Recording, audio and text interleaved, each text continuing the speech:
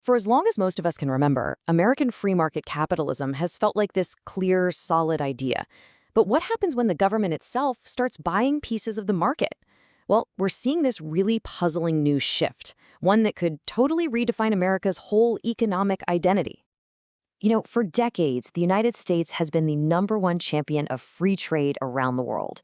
It's really at the core of the nation's economic philosophy. But lately, Washington has been doing things that, well, they seem to be blurring that line, leaving a lot of people asking, what exactly is America's economic model today? Get this. The U.S. government is now becoming a direct shareholder in private companies that it sees as strategically important. This move really forces us to ask a fundamental question. What does free trade even mean when the government is an active player on the field? Okay, so this isn't just happening in a vacuum. To really get why this pivot is happening, we have to look across the globe at a really powerful competitor that's playing by a totally different set of rules. The main driver here, the real reason for this shift, is the incredible competitive pressure coming from China's state-controlled economy. The US basically looked at the situation and realized its old playbook might not be enough to win in this new global game. See, in China, the government owning a piece of a big company isn't just normal. It's a core part of their strategy. They even have a name for it, state-owned. It shows a completely different philosophy about how the state and the market should work together. And the sheer scale of this is, well, it's just staggering. State-owned entities hold 71% of China's entire stock market. We're not talking about a little bit of influence here. This is a controlling interest in their whole economy.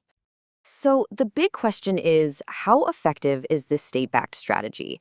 Well, the numbers really do speak for themselves. China has used this model to build a dominant position in industries that are absolutely critical for the 21st century. For example, they control 90% of the world's rare earth minerals, and these are the elements that are crucial for literally everything, from our smartphones and laptops to super advanced military hardware. I mean, without them, modern technology just grinds to a halt. Then you've got lithium. China controls 70% of global production. And as the world is shifting towards electric cars and renewable energy, having control over lithium is basically like having control over the future of energy and transportation. And in green energy, China is just dominant, with an 80% market share in making solar panels. So on these three absolutely critical fronts, the US woke up and found itself in a pretty dangerous spot of dependency. So, when you're facing a reality where a single rival controls the supply chains for your technology, your energy, and your defense, the US government decided the old playbook just wasn't going to cut it anymore. It was time for a brand new strategy. And that brings us to America's response. The US is now adapting its own strategy by becoming an investor itself, and it's targeting the very same industries where China has built up such a massive advantage. The strategy is all about making these targeted investments in critical supply chains. You can see it here, a 10% stake in Intel to bring chip making back home, 15% in MP Materials, which is the only major rare earth miner in the US, and an option for 10% in Lithium Americas to secure a domestic source of lithium. But just buying up stock isn't the only tool they're using. The government has also brought back this powerful and kind of subtle instrument known as the golden share. It really got a lot of attention during the proposed sale of US Steel to a Japanese company. So think of the golden share as a kind of super veto. It gives the government the power to just block critical decisions, like a foreign takeover or closing down a key factory, without needing to own a majority of the company. It's a way to have control without the massive price tag of a full buyout.